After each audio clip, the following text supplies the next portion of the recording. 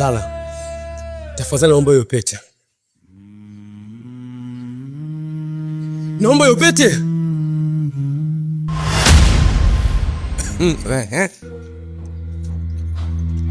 Babinyo, toto dogo cha.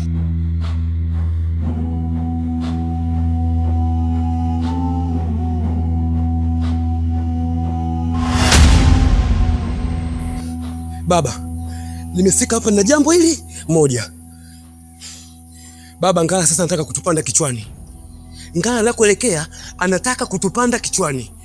Baba, mimi nahitaji kama una mambo yoyote, yani tunguri, uchawi mkubwa ambao unahisi ukinipa mimi nitapambana na Ngala, niko tayari nikabidhi baba. Na kama uchawi ununua sehemu yoyote, baba, mimi niko tayari kununua kwa gharama yoyote ile. Umefanya vizuri. Toka mwanzo nilikwambia uungane na mimi ukitazalao.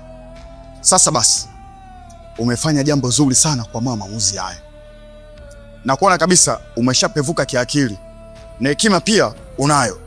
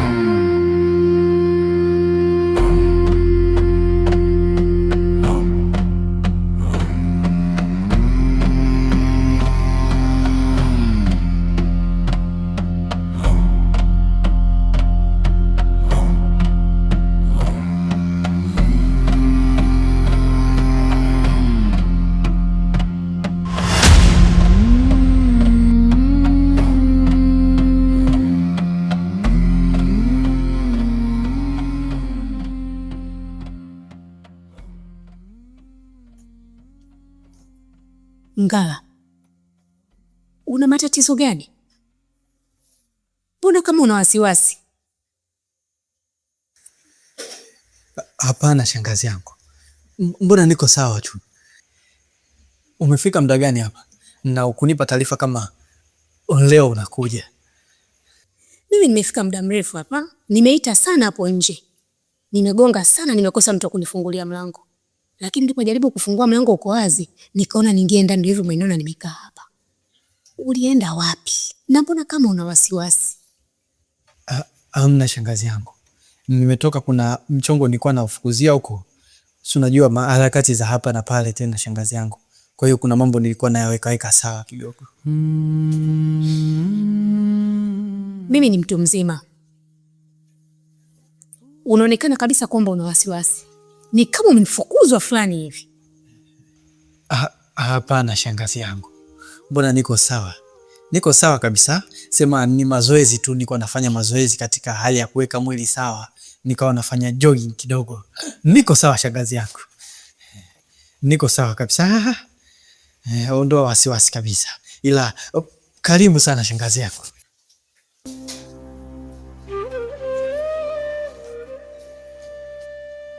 Pole na uchovu wa safari shangazi yangu. Basi acha nikakuhifadhie mizigo yako ndani. Karibu sana shangazi yangu.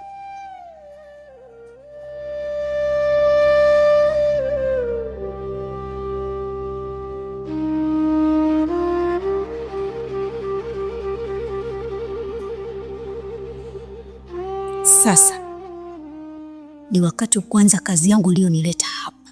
Mara moja bila kuchelewa.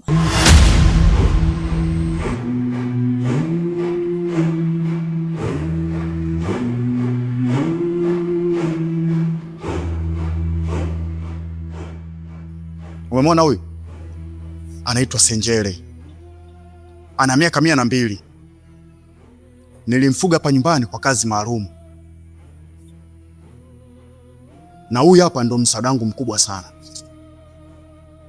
Wewe umetaka uchae kipupwe, na huyu atakusaidia kwa kila hatua na kwa kila jambo unalohitaji wewe. Baba, inawezekana vipi huyu awe msaada kwangu?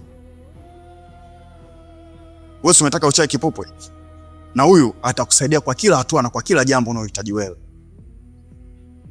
Na pia kitu kingine, usiogope. Masharti yake nitakuelekeza kwa muda mwingine. Unaweza kwenda.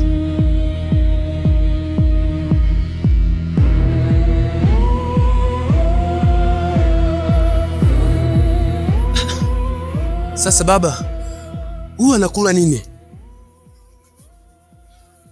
Wewe anakula matunda. Baba, kama wewe atakuwa msaada kwangu mimi, niko tayari kuishi naye babangu.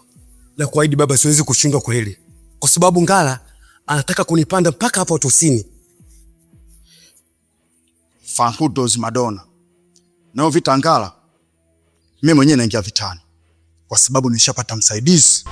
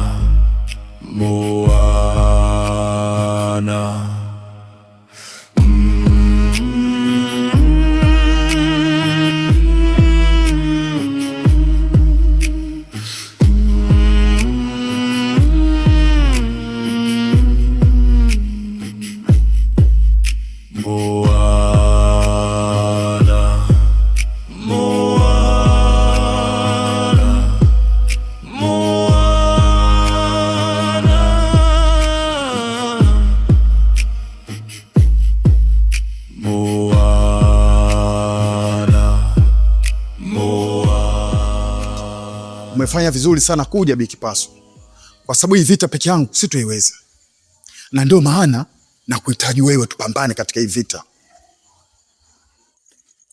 Ngala ni mtoto wa kakaangu, hiyo ni kazi ndogo sana kwangu, na wala usijali. Na ndio maana nimeweza kufika hapa nikiamini ya kwamba nitakuwa nawe bega kwa bega, na nitahakikisha pete yako utaipata kama vile ambavyo unataka. Kwa hiyo tuwe wasiwasi kabisa, hakuna kitu ambacho kinaweza kanishinda. Wewe mwenyewe unanijua, katika hizi kazi nina juhudi na huwa sijawahi kushinda. Bikipaso, huwa nafurahishwa sana na maneno yako kwa sababu yananipa nguvu, na ukiongea jambo lako unakuwa na maana. Bikipaso, vipi kuhusu zawadi yangu ya mafuta mzaizai, umeletea? Mimi nipo kwa ajili yako. Nimekuja hapa kwa ajili yako. Nawezaje kuacha zawadi yako? Mafuta yako ya kizaizai haya hapa. Hii ni zawadi yako. Najua hata kama ningefanya kitu gani kwako, nisingekuletea haya mafuta, usingefurahi. Na mimi sijawahi kupenda wewe usononeke hata siku moja.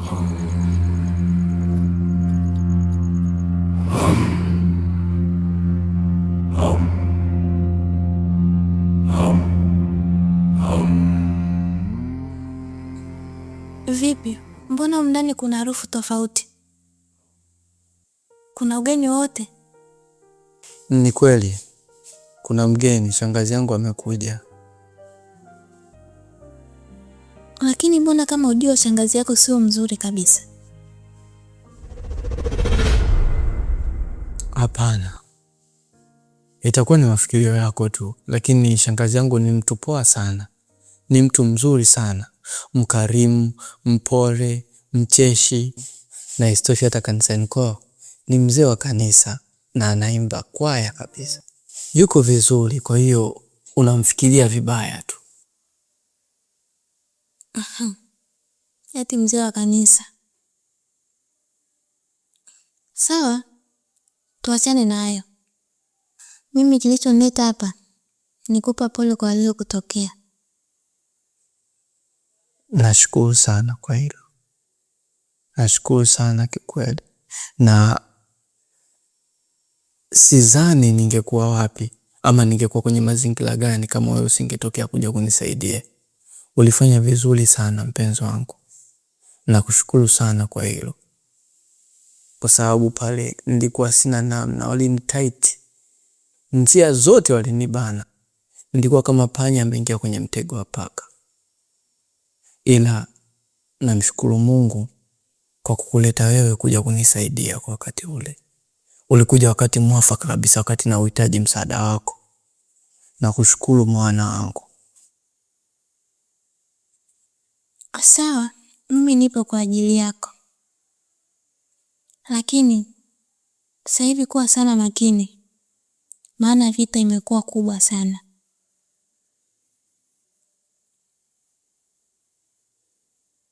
Lakini kingine, nimekumisi sana.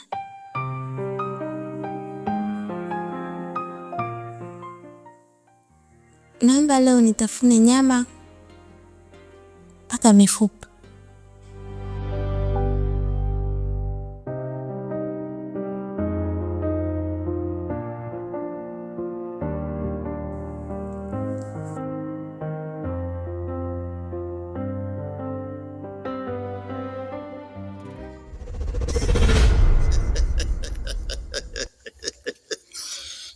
Bi Kipaso, ndio maana nakuamini kwa kila nyanja. Yaani wewe ni chuma zaidi ya reli. Yatanisaidia Bi Kipaso. Najua umechoka sana kwa safari. Nakuomba uende ukapumzike.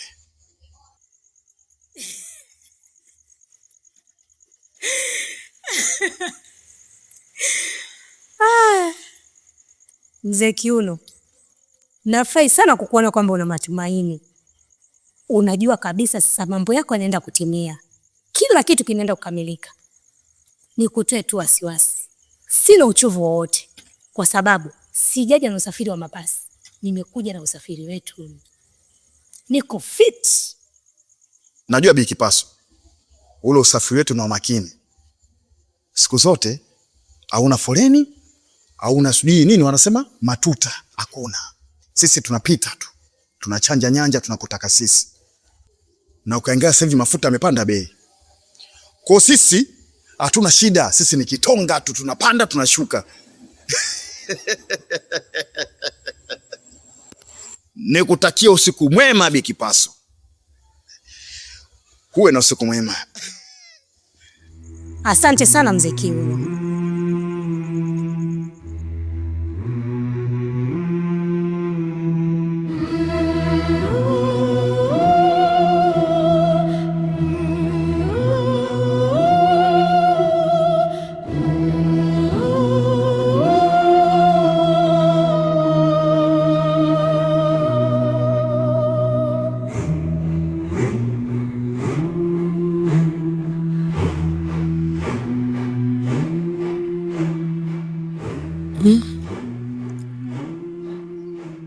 Kama uchawi ndo huko hivi,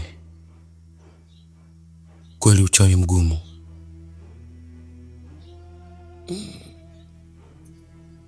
Yaani mimi niishi maisha yangu yote na huyu mtu, eti ana miaka 102. Ila kweli huyu ni mkubwa, sema ni ufupi tu. Maji ukiyavulia nguo shari tu yaoge.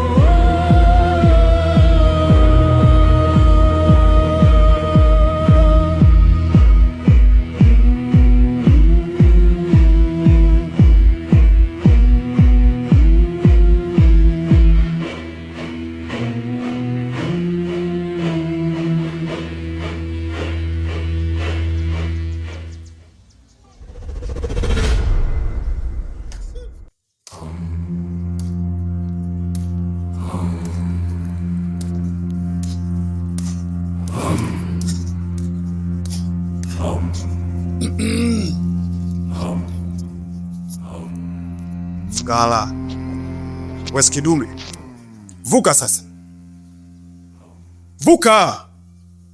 Ngala, naomba pete yangu. Pete sikupi.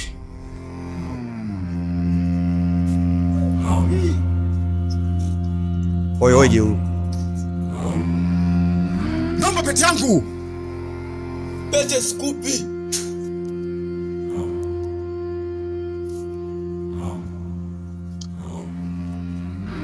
Unajua nasikia that basket fankudos Madonna.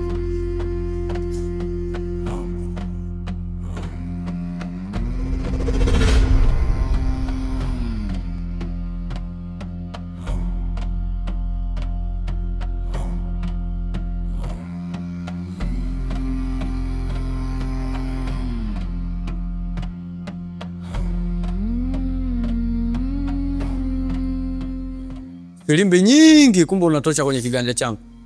Aya, tulia hapa mzee. Mzee kiuno. Zenje, vipi, kuna tatizo? Mbona kama umepigwa na shoti?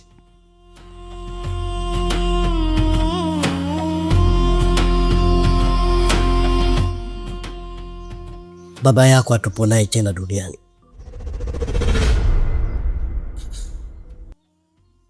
Baba yuko duniani? Inawezekana vipi? Na istosha muda so mrefu nilikuwa naye baba. Iliwezekana vipi uniambie baba yuko tena duniani? Naomba niambie vizuri niweze kukuelewa.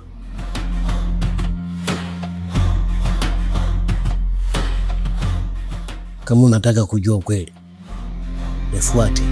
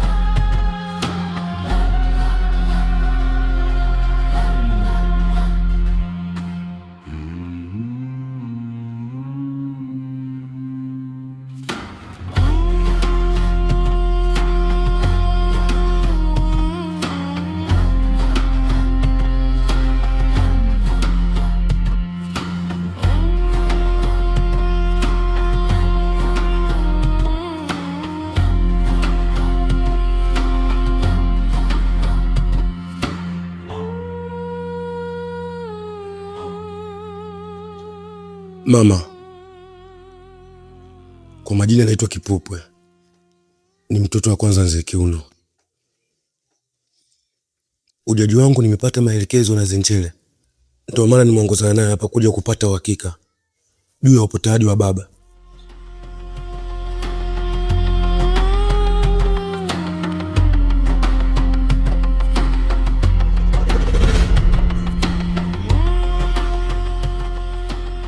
Mzee Kiuno amepotea kwenye ulimwengu huu? Zenjele, linawezekanaje hilo? Amepoteaje? Hebu naomba nielezee. Ndio, Mzee Kiuno hayupo tena duniani. Leo katika picha zake amekutana na Ngala na wameshindana nguvu. Ameshindwa, amewekwa kiblindoni, hayupo tena duniani.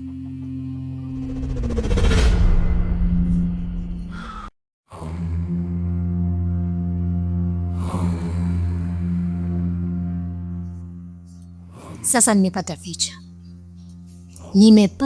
picha, nimepata na mwanzo pia wa kuanzia. Usijali kuhusu hili, nitalifanyia kazi, nitahakikisha kila kitu kinakaa sawa, na ikibidi Mzee Kiuno atarudi kwenye ulimwengu huu kwa namna yoyote ile. Kuwa na amani mwanangu. Sawa mama.